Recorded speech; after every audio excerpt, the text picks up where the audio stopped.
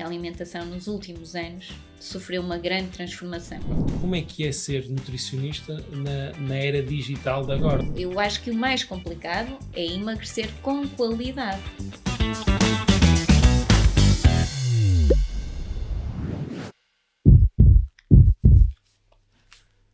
Olá a todos, bem-vindos a mais um Mutual Talks. Hoje temos uma convidada, a doutora Catarina Guedes Monteiro, okay, que a partir de agora, claro, como é habitual, vou tratar por Catarina.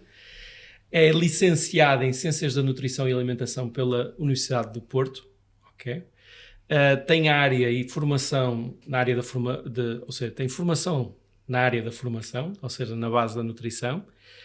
É também a nossa nutricionista, aqui da Mutual Clinic Braga. Tem também um mestrado em Saúde Pública, que também podemos mais daqui a pouco abordar. E queria aproveitar para agradecer a tua presença em mais um episódio da Mutual Talks, que penso que será muito enriquecedor, principalmente numa área cada vez mais em voga, que é a nutrição, a alimentação e o emagrecimento, ok, por assim dizer. Obrigado. Olá, boa tarde a todos. Obrigada pelo convite. Obrigada por estar aqui presente, porque também me sinto uma privilegiada, não só por estar aqui, mas por fazer parte desta equipa, que é a Mutual Clinic. Portanto, acho que sou uma felizarda por estar a trabalhar junto dos melhores. Tentamos fazer sempre o nosso melhor, isso é verdade. Nesta rúbrica do Mutual Talks, okay, tentamos sempre um bocadinho apresentar quem é a pessoa que está cá, neste caso é alguém interno, muitas vezes até pode ser externo. Fico muito feliz que já tivemos pessoas de várias áreas da saúde, ou seja, da medicina, da enfermagem, da parte mais administrativa, da parte mais da inteligência artificial, e hoje finalmente temos uma área tão importante que é a parte da nutrição. Habitualmente nós gostamos um bocadinho de apresentar, ok? Eu também faço aqui uma pequena confidência, tu és a melhor amiga da minha mulher, não é por isso que estás cá, mas também já te conheço um pouco, já sei de onde é que tu vens, ok? De uma terra linda, que é Entre os Rios. Não, a Joana é de Entre os Rios. Aqui Alpendurada, há aqui muito regionalismo nessa parte. E as pessoas gostam um bocadinho de saber um pouco mais sobre ti. Tu nasceste em Alpendurada. Certo. Nasci em Alpendurada, estudei até o 9º ano em Alpendurada e, tal como a Joana, fomos as duas juntas depois estudar o secundário para o Porto, em que aí fiz o meu secundário. Na entrada na faculdade, entrei em nutrição. Não entrei logo na Faculdade do Porto, que era a única pública na altura no país que tinha o curso de nutrição completo. Fiz 2 anos do curso nos Açores, que eles tinham um protocolo, só abriam 10 vagas para continentais, as outras 10 eram para os açorianos.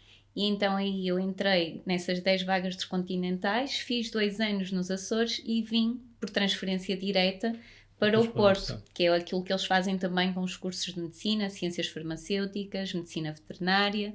Pronto, havia esse protocolo que entretanto penso que já foi, já terminou.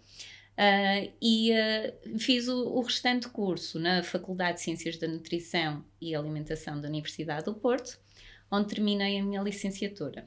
Muito bem.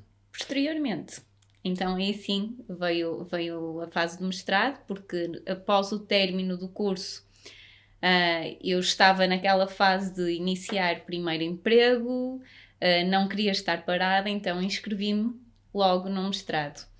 E inscrevi-me no mestrado em Saúde Pública, em que fui selecionada, fiz o mestrado na Faculdade de Medicina da Universidade de Porto, em que o motivo acabou por ser aqui a procura um bocadinho de competências a nível da prevenção, promoção da saúde, que achava que era aquilo e continuo a achar, que é aqui que a nutrição deve incidir maioritariamente e que também temos que trabalhar no tratamento, mas acima de tudo e cada vez mais temos que trabalhar na promoção. Isso é uma coisa importante, até porque as pessoas que nos ouvem não são, a maior parte não são da área da saúde e esta história de saúde pública uma pessoa fica assim um bocadinho confuso, quer dizer, tu tiraste um curso, uma licenciatura de nutrição, que eu imagino que são 4 anos, certo. Ou seja, no final de 4 anos de licenciatura, podes ou não querer fazer um opcional. mestrado. Esse mestrado de saúde pública também podia ter sido feito também por médicos, por enfermeiros. Certo. E é importante perceber que essa área, no fundo, que estuda, e é o que tu estavas a dizer muito bem, que é a prevenção primária, a prevenção secundária,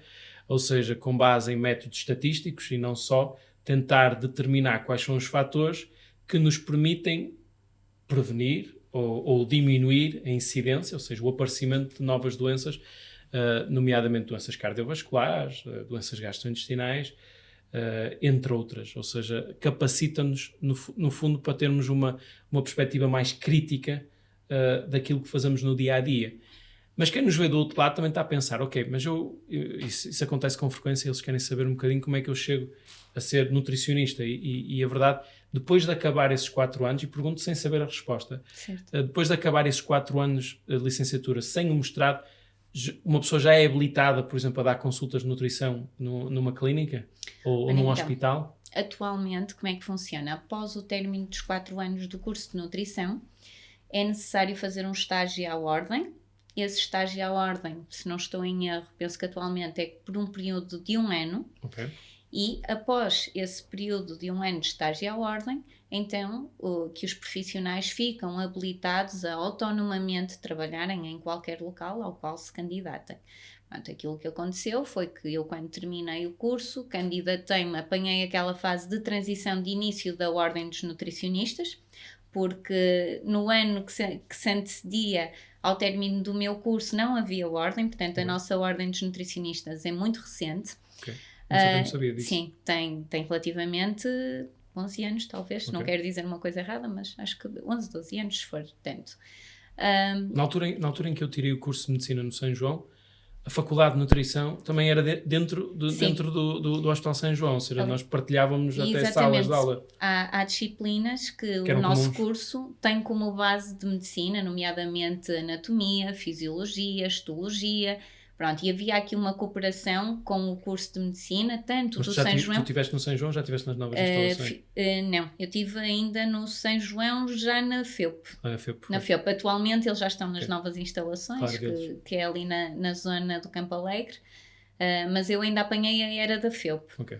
Ou seja, agora era de São João, depois FEUP... E que tínhamos algumas aulas, nomeadamente na FMUP, outras eram na Faculdade de Farmácia, portanto estávamos aqui um bocadinho divididos e isto tinha a ver com o quê? Os professores serem destas outras faculdades. Portanto era por facilidade de instalações, que também ainda não havia uma instalação própria na altura. Uma coisa que eu te questiono até é, por exemplo, esse ano de estágio, no fundo do curso então são 4 mais 1, ou seja, são 5 anos. Poderíamos dizer que o mais 1 é o mais 1 intermitente, porque antigamente havia autonomia. Com o aparecer da ordem, teve que se implementar então aqui esta questão de ter que haver um estágio à ordem dos nutricionistas, que hoje em dia isto está a ser debatido com a nova ordem. Isto é não remunerado ou é remunerado? Lá está, esse é um dos problemas. Este estágio é não remunerado e o que implicou aqui também foi que muitas instituições, vou colocar entre aspas, aproveitaram-se também, não é? Isto dificultou a entrada no mercado dos profissionais, não é? Porque se eu posso ter este ano um estagiário à ordem, no próximo posso ter outro, no seguinte outro. E tem sempre mão de obra muito barata. Exatamente. Portanto... Isso é uma coisa que aconteceu também na ordem com os advogados e que agora até está a ter outra questão, que é, eles na verdade também faziam o mesmo, ou seja, que eram 1 ano não remunerado, 1 ou 2 anos. Penso que o deles é 2. 2, e agora passou a ser obrigatório a remuneração, só que o problema é que a remuneração é o cargo das empresas e agora está a acontecer outro problema, que é as empresas agora não querem ter o estagiário. Ou seja, só querem quando a mão de obra é muito barata, mas depois... Isso penso que recentemente também foi implementado na nutrição, essa exigência da remuneração, o que diminuiu também aqui as vagas para quem está a recorrer, a procurar... E há colegas que, por exemplo, não estão a conseguir fazer o estágio? Certo, é isso. E por isso é que neste momento, isso é um dos temas que até vi em notícias recentes da Ordem a ser divulgado, é que a Ordem também está a lutar aqui para que seja ou diminuído ou retirado este estágio à Ordem para facilitar a entrada no mercado dos profissionais. Muito bem. Eu por acaso, é uma coisa que tem piada. É verdade que o curso de nutrição, durante muito tempo e durante o meu tempo, era no São João, mas eu recordo-me que durante o meu curso de medicina, se eu tive 5 horas de nutrição, foi muito. Sim. Ou seja, na verdade nós não temos, pelo menos eu não tive, acho que não faltei às aulas, não tive formação absolutamente nenhuma em nutrição e reconheço que isso é uma falha muito grande, porque nós muitas vezes até precisamos de ter bases e ficamos ali um bocadinho perdidos. Claro que depois existe uma especialidade, que alguns entram, que é a parte da endocrinologia, que nessa parte eu acho que eles já têm um bocadinho mais sobre isso, mas isso é uma pequena percentagem de especialistas que vão para lá, e a maioria, por exemplo, dos médicos de família, etc., não tiveram nenhuma formação nesse sentido, ok? Acho que é uma falha muito grande, ok? Não sei se notas também... Sem dúvida, aliás, eu trabalho atualmente no Sistema Nacional de Saúde e trabalho em cuidados de saúde primários, trabalho diretamente com médicos de família. Uma das coisas que temos feito também é com os médicos que estão a tirar a especialidade, fazer algumas formações no âmbito da nutrição, e isto vem como ninguém vai tirar o trabalho a ninguém, muito pelo contrário. Para mim é importante que eles tenham conhecimento daquilo que é parte da nutrição, para também facilitarem aqui a integração e a cooperação nas equipas multidisciplinares. E o mesmo se passa com os cursos de medicina, e quem diz medicina diz outros cursos ligados à área da saúde.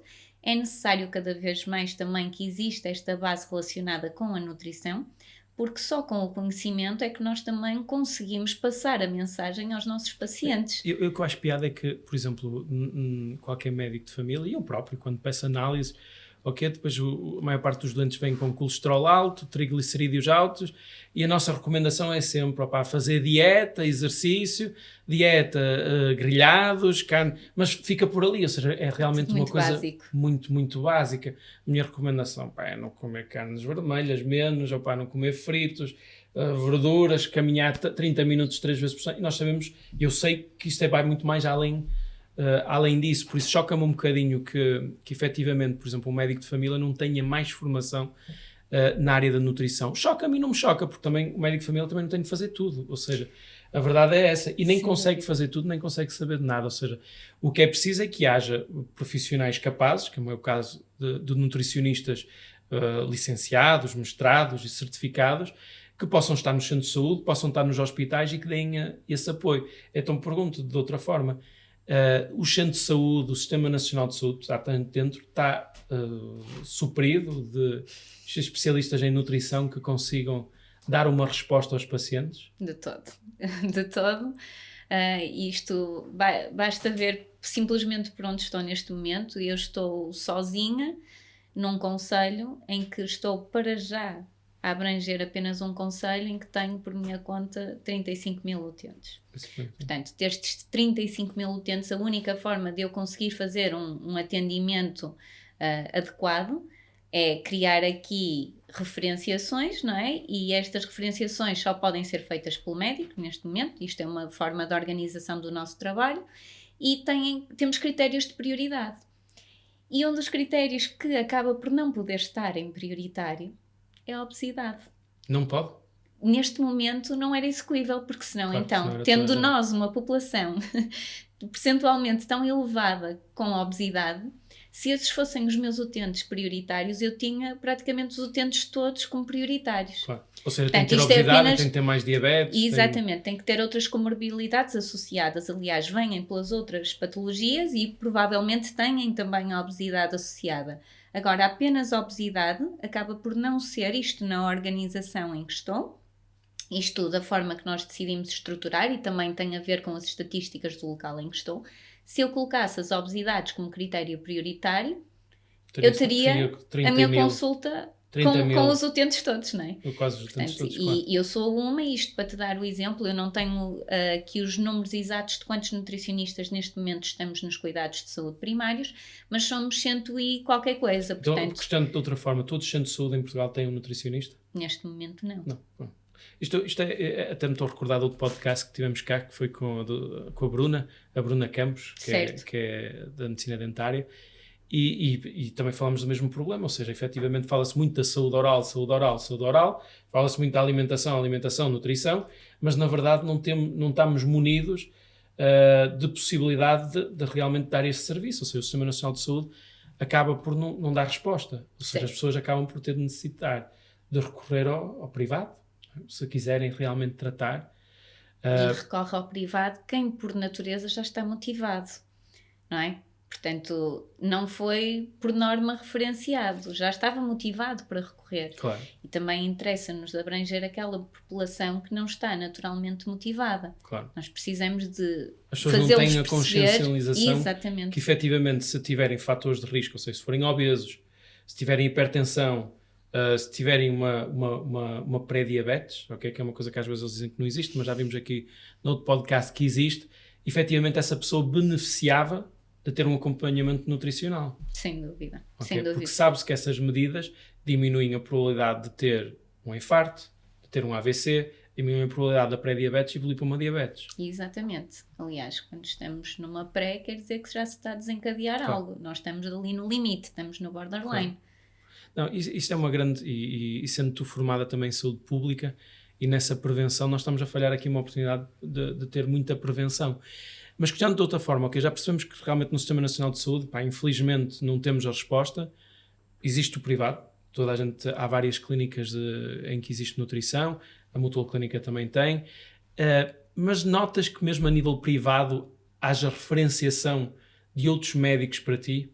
Eu sei que aqui dentro da clínica há muito, ok? Já sei que existe muito essa transdisciplinaridade. Aqui trabalhamos sim em cooperação, multidisciplinariedade.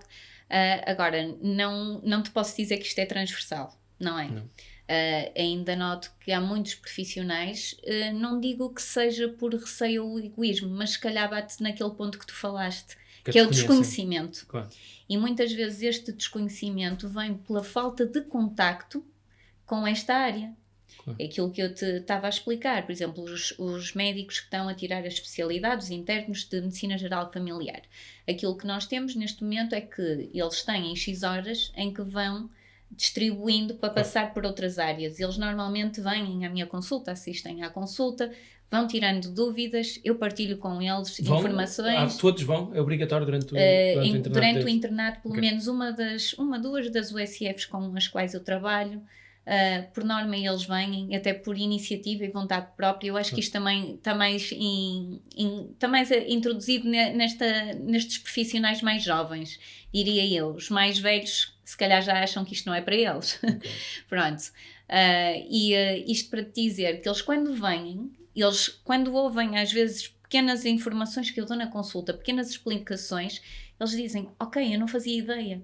Okay. Eu não sabia que era assim. Eu, de facto, depois vão de encontrar aquele teu discurso. Na minha consulta eu dou o básico, porque eu não sabia, eu não fazia... Isso, não fazia a mínima ideia. Isto também tem a ver com o que é. A nutrição tem a ver com a alimentação. E a alimentação, nos últimos anos, sofreu uma grande transformação. Claro. A industrialização também levou ao surgimento de muitos alimentos, de muitos produtos, de muitas substâncias. Isto também levou a uma necessidade de uma atualização constante. Isso deixou de acontecer nesta parte básica, não é? Nós ficamos por aquelas recomendações mais básicas, que não estão erradas, mas que já não são o suficiente para aquilo que é o conhecimento da população, que cada vez também nos exige mais, claro. Porque a população também tem mais acesso a mais informação. Não é? Isso até me deixa aqui uma pergunta que eu faço com frequência, que é como é que é ser nutricionista na era digital de agora, ou seja, efetivamente com os meios sociais, com as redes sociais todas, com a internet, com a informação e desinformação. Notas que os pacientes já vêm à tua consulta mais informados ou mais desinformados? Pois, talvez a segunda opção, mais desinformados. Olha, e se calhar vou partilhar aqui também um bocadinho do meu percurso juntamente com essa tua questão, que não me vou esquecer de te responder. Eu, quando iniciei a minha vida profissional, iniciei numa grande cadeia de ginásios. Podes fazer publicidade, não? Iniciei no Homes Place. Disseste coisas boas, por isso. Grande. Sim, coisas boas.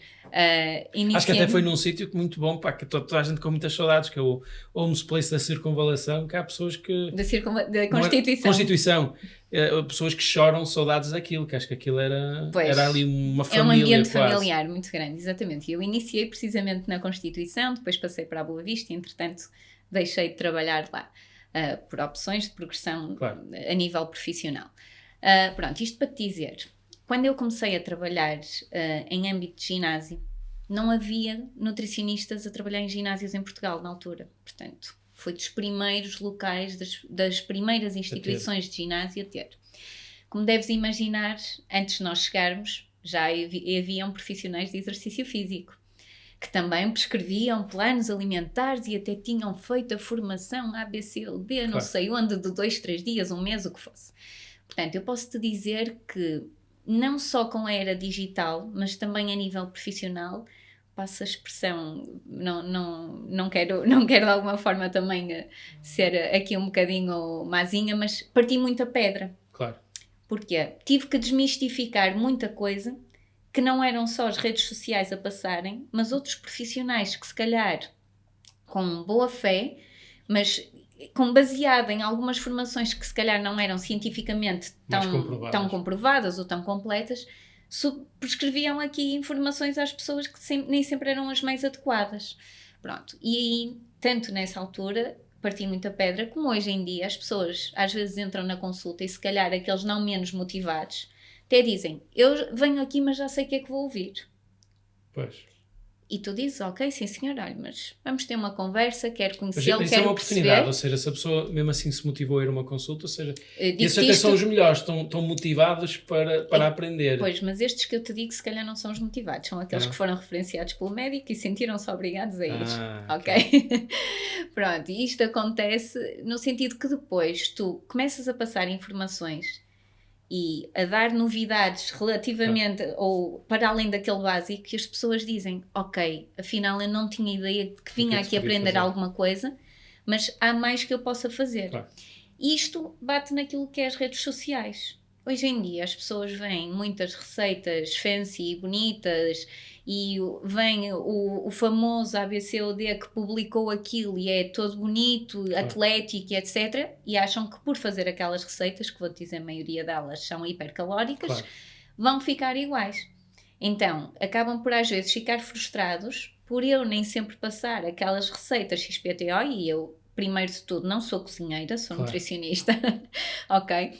Posso dar aqui algumas... Sabes que as pessoas estão um bocadinho à espera disso, ou seja, às vezes eu noto isso, que as pessoas estão à espera de uma receitinha. Exatamente, e eu não te vou esconder, também tenho a minha página nas redes sociais, que sou honesta, decidi fazê-la na altura da pandemia, porque foi a forma que eu encontrei para ficar mais próxima dos meus pacientes e daqueles que também não eram meus pacientes para me dar a conhecer.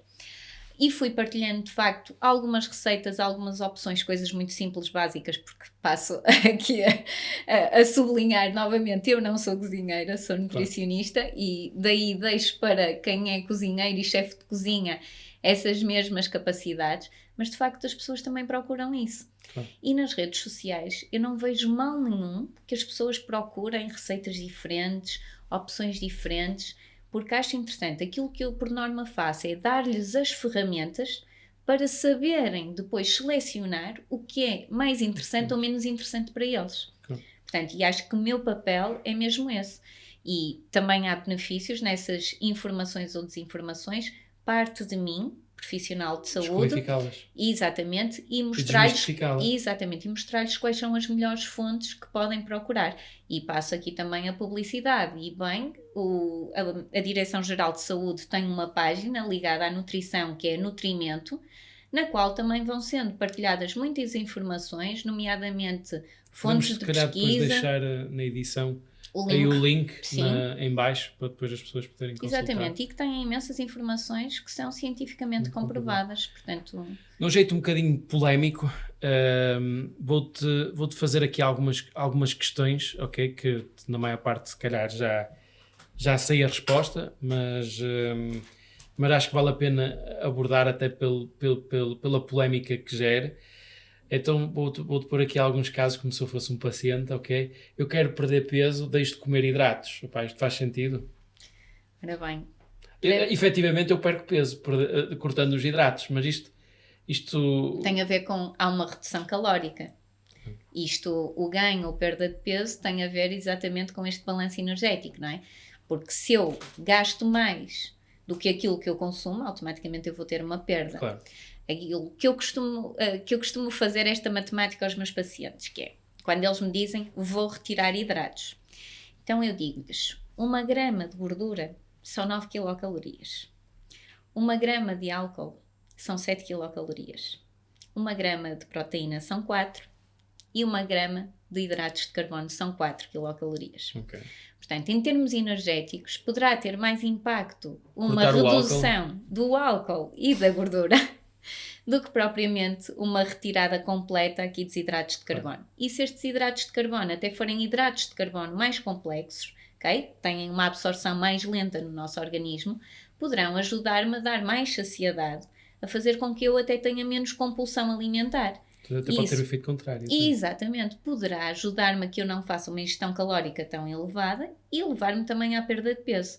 E eu costumo dizer às pessoas, emagrecer qualquer um consegue, desde que feche na boca, não é? Claro. Portanto, eu acho que o mais complicado é emagrecer com qualidade. Claro. E sustentado ao longo do tempo, tem sido a grande diferença.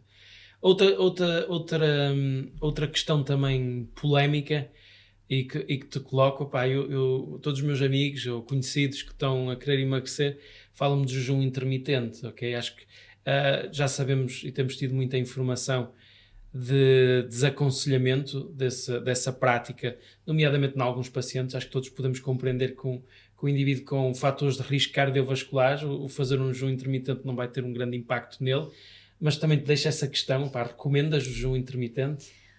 Olha, se há alguém que não o faz ou que nunca o fez, eu não recomendo, ok? Portanto, a minha resposta para ti é um nem. Okay. Nem sim, nem não. Se há alguém que chega à minha consulta e o faz habitualmente, a questão é que se eu lhe parar isso de imediato... Ele vai engordar, não é? Exatamente. Claro. Portanto, isto tudo tem que ter uma evolução. E esta evolução passa por eu mostrar-lhe, primeiro de tudo, o jejum intermitente regular não é assim tão benéfico. Okay? Portanto, pontualmente um jejum intermitente pode trazer benefícios porque é um estímulo diferente ao organismo. Okay. Fazer isto diariamente, não. Não é uma coisa que se faz continuado. Grande parte, mas não devia agora ser feito. Vamos pensar, isto é sustentável ao longo da vida? Não sei, isso eu não sei. Para mim acordar de manhã e não comer, para mim é uma coisa, coisa impossível. Vou pôr uma senhora ou um senhor de 60 ou 70 anos que nunca fez jejum intermitente na vida a fazer jejum intermitente do dia para a noite, isto faz sentido? Não, claro que honestamente, nem por um diabético, nem por um hipertenso. Exatamente. E vou-te dar um exemplo. Tenho um caso de um senhor que me recordo perfeitamente que foi um profissional, não interessa quem, que até lhe recomendou, porque ele tinha dificuldade em perder peso e ele era obeso, recomendou-lhe jejum intermitente. O senhor não perdia peso. Diabético. Claro. E o senhor estava frustrado, não é? Porque mesmo com o jejum intermitente não perdia peso. Pois não, porque o facto de ele fazer jejum várias vezes levava-o depois a compulsões alimentares de seguida. Portanto, isto não é benéfico para toda a gente. Nós temos que perceber para quem é que é benéfico e se é benéfico para essa pessoa, de que forma é que deve ser feito. Acho que temos aqui uma resposta clara. Acho que já todos que estão a ouvir percebem. Também queria deixar aqui o tema controverso. Eu vou a uma consulta de nutrição, eu tenho obrigatoriamente de fazer suplementos alimentares? Pois, essa é outra questão. Até porque nós estamos sempre aqui a bater num foco também importante, outra, que é, nós estamos aqui a falar de nutrição e emagrecimento, mas pode não ser emagrecimento, pode ser exatamente o contrário. Pode ser até ganho de massa muscular, certo, e ultimamente até um ganho de peso ponderal, sim, não é? Certo. Portanto, eu acabo de ter todo o tipo de pacientes e não só aqui a perda ou ganho de peso, mas também a melhoria a nível de síndromes de intestino irritável, aqui alguns problemas mais inflamatórios, portanto tenho de tudo um pouco. Aqui a prevenção e até tratamento de algumas doenças como diabetes, como dislipidemia, portanto acabo por ter um bocadinho de tudo. Agora respondendo à tua questão dos suplementos alimentares. De facto, pessoas que se calhar já tiveram outras experiências em que foram um profissional que lhes recomendou suplementos, chegam à minha consulta e ficam frustrados se eu não lhes passei nenhum suplemento, nenhuma caixinha para dar uma ajudinha, dizem eles. A questão aqui passa por, e eu respondo-lhes sempre, o suplemento é aquilo que o nome indica. Vem suplementar, vem dar algo que a alimentação não está a conseguir complementar. Portanto, isto acontece não só em quem quer uma ajudinha para a perda de peso, até como muitas vezes aqueles que decidiram começar a iniciar o ginásio. que acham que juntamente com o ginásio têm que levar Sim, logo o sim. suplemento de Uma proteína ou creatina, algum desses suplementos. E então a minha resposta é sempre, vamos primeiro trabalhar a base alimentar. Quando a base alimentar se demonstrar ser insuficiente para o nosso objetivo, Claro, então é aí isso. vemos a necessidade de recorrer a um suplemento. Se for suficiente, não haverá necessidade. Depois, claro está, temos os casos de pessoas que fizeram análises clínicas e tinham um déficit de uma vitamina, de um mineral, então aí sim estamos a ver logo numa primeira consulta que há uma necessidade de uma suplementação, ok? Claro. Fora isso, não vou recomendar só porque sim, só porque é bonito sair dali com uma caixinha, um suplemento alimentar. Também falaste aqui de uma coisa importante até nesta última resposta, que te agradeço, claro.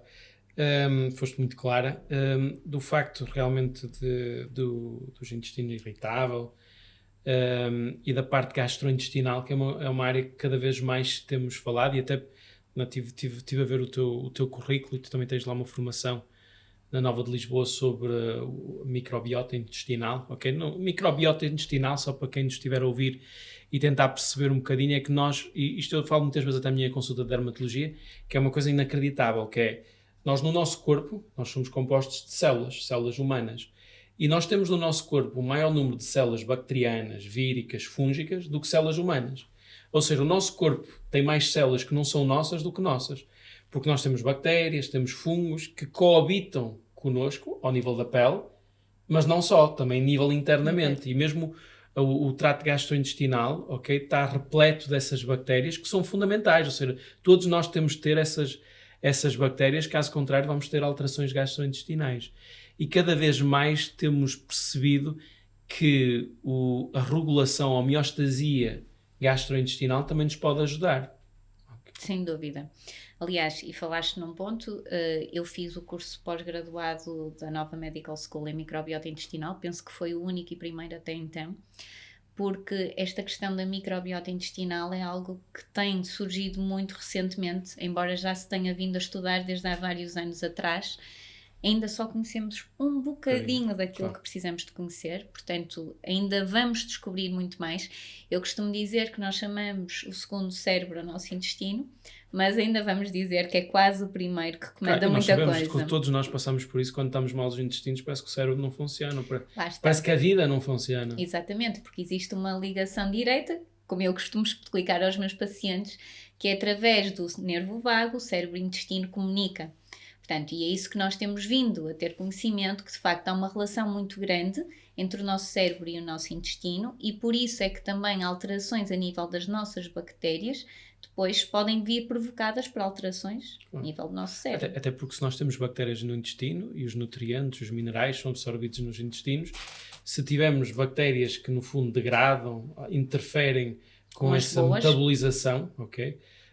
Dos alimentos, podemos até ter déficits nutricionais que advêm dessa alteração. Isso é uma coisa que até mesmo ao nível da pele também tem havido muita evolução, e cada vez mais, por exemplo, mesmo os cosméticos e tudo, cada vez mais são feitos de forma a respeitar essa bactéria, essa flora, que se chama da flora intestinal. Exatamente, era aquilo que nós antigamente chamávamos de flora intestinal. E há a flora cutânea, que se chama o microbioma cutâneo, ou seja, que é realmente a importância de termos isso.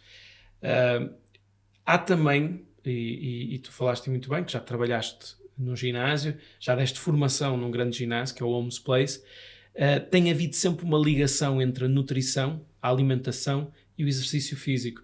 E os estudos indicam realmente a importância desses hábitos que devem ser feitos na nossa rotina para promover e prevenir o desenvolvimento de outras patologias. Recordo-me perfeitamente, por exemplo, no outro podcast, tivemos cá o André Mota, um abraço para ele, e que ele falava um bocadinho do exercício, dos seus benefícios, e até referiu que alguém que queira perder peso, na verdade, o exercício físico é importante, mas é apenas uma pequena parte. A grande parte passa muito pela alimentação. Há necessidade de coordenar essa recomendação, esse plano nutricional, também com o plano do exercício. Tu sentes que há essa coordenação, por exemplo, onde tu trabalhas, no Sistema Nacional de Saúde? Assim, no Sistema Nacional de Saúde não existe, porque nós não trabalhamos com profissionais do exercício físico diretamente. Penso que tu também tens conhecimento que saiu isto já foi há uns anos atrás, aquela plataforma de prescrição de exercício físico por parte dos médicos. Mas nunca acho que... Penso que esse projeto nunca andou propriamente para a frente, não é? Portanto, foi implementado, houve o sistema através do nosso programa, houve o sistema de prescrição, mas penso que isso também nunca andou muito para a frente. Eu, por acaso, trabalho num projeto que já trabalhava antes de ir para o Sistema Nacional de Saúde, com uma câmara, em que há aqui, sim, uma cooperação muito grande entre o exercício físico e a nutrição, porque, neste caso, os munícipes desse concelho têm acesso, a título gratuito, isto é a câmara que promove, a prescrição de exercício físico com prescrição de nutrição. Que é uma coisa que acontece aqui, na clínica. Exatamente. E aquilo que nós acabamos por fazer é esse trabalho em cooperação. No Sistema Nacional de Saúde, não, porque ainda não há introdução aqui. Posso-te dizer que tenho neste momento submetido um projeto à Comissão de Ética para haver aqui uma cooperação e o trabalho com fisioterapeutas. Se tu me perguntares se isto neste momento existem profissionais suficientes para fazermos isto a larga escala, acho que não. E, por exemplo, eu neste momento... Até há, eles estão alocados ou não estão orientados nesse sentido. Vou-te dar um exemplo. Eu, no meu caso, como nutricionista nos cuidados de saúde primários, eu trabalho não só a parte da nutrição clínica, como trabalho a parte da nutrição comunitária. Claro. E eu posso-te dizer que, a nível de trabalho, eu poderia fazer o meu trabalho apenas ou com comunitária ou com clínica. Claro. E tenho que me dividir. Entendes? Portanto, acaba por, se calhar, acabo por aqui não conseguir dar tudo de mim, nem num, nem noutro. Claro. E agora, quase em jeito de conclusão, se tu tivesses assim de fazer uma recomendação a quem nos ouve, aqui aos ouvintes, claro que não queremos aqui dar consulta, que não é o caso. Uma consulta é uma coisa estruturada, uma coisa que demora e não é uma coisa que é feita só de uma vez, ou seja, isto é um processo longo como com qualquer doença. Mas se tivesse de escolher só um conselho, ok, que esse conselho pudesse impactar a forma como nós abordamos, a forma como nos alimentamos, qual seria? Olha, acima de tudo, que trabalhemos mais a prevenção. E o recorrer a um nutricionista não tem que ser necessariamente já na fase do tratamento, pode ser na fase da prevenção. E essa prevenção implica trabalharmos aqui os nossos hábitos alimentares, que não temos que mudar tudo de uma vez. Claro. Isto pode ser faseado e acredito que, sendo faseado a longo prazo, vamos conseguir ter hábitos alimentares saudáveis e também associados ao exercício físico, porque isso sim é o que nos dá um estilo de vida mais saudável. Claro que sim. Catarina, muito obrigado por teres vindo cá hoje. Gostei muito desta nossa conversa, até porque aprendi muita coisa e coisas que não estou tão à vontade, confesso-te, para falar. Tenho pena que nós, enquanto médicos, não tenhamos mais formação nessa área. Tenho pena por um lado, por outro lado também se calhar não precisamos de a ter, porque existem profissionais que as têm, que são os nutricionistas. Temos é de saber o que eles fazem, ter conhecimento disso. Acho que é importante haver momentos como este de partilha, para que as pessoas, não só na comunidade, mas também profissionais de saúde, saibam as alternativas que existem e que haja, tal como há aqui na clínica, uma vontade efetivamente de pôr os pacientes nas mãos de quem sabe o que está a fazer. Por isso agradeço-te por isso. Qualquer dúvida que tenham para colocar à doutora Catarina Guedes Monteiro, estejam à vontade, que nós tentamos responder e conto convosco para outro episódio, em breve. Um abraço, obrigado. Obrigada.